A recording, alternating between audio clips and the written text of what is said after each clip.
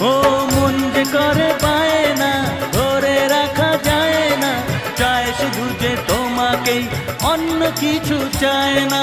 জানাই তোমাকে তা দুটি চোখের ভাষা, এই তো ভালোবাসা।